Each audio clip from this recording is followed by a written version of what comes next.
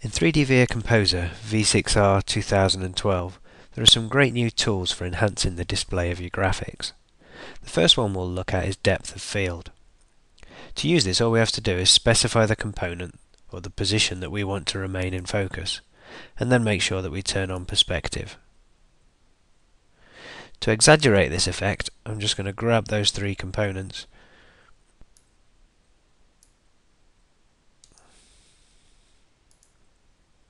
and move them closer to the camera.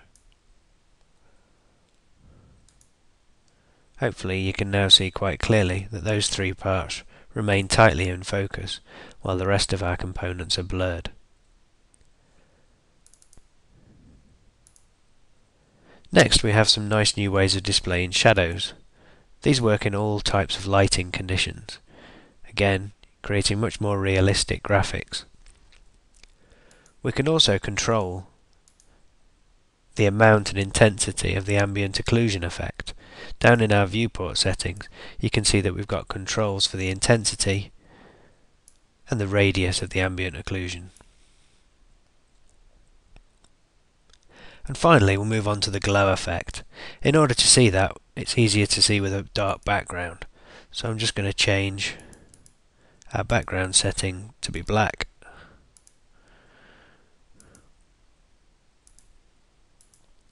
And then we'll turn on glow. Again, the amount of the glow intensity can be controlled from the slider bar. And clearly we can combine all of these effects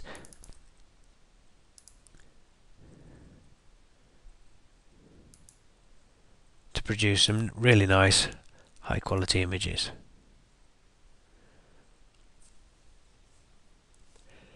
The next thing is some new controls that make it really easy to create interactive content. From our Author tab, we've now got standard buttons that allow us to go to the next, previous, first and last views.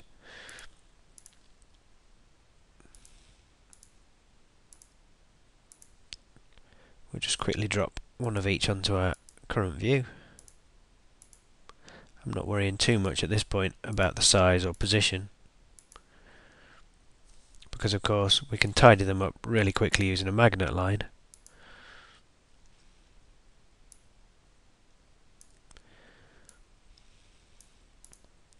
And then we can just box them all to make sure that the sizes are the same.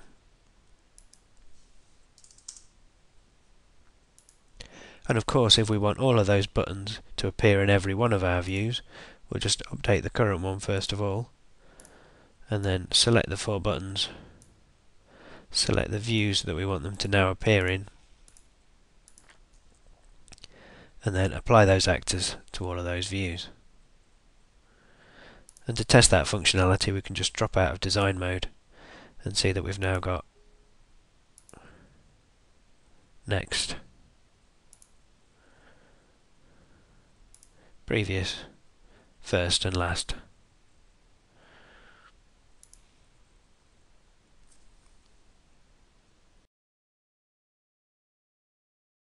Finally, we have some new templates for when producing HTML output, making it much easier to create interactive content for websites.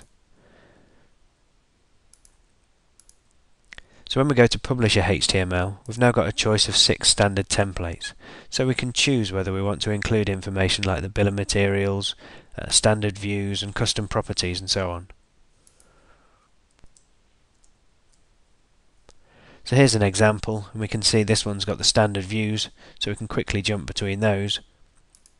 And we've also got a display of the bill of materials for this assembly.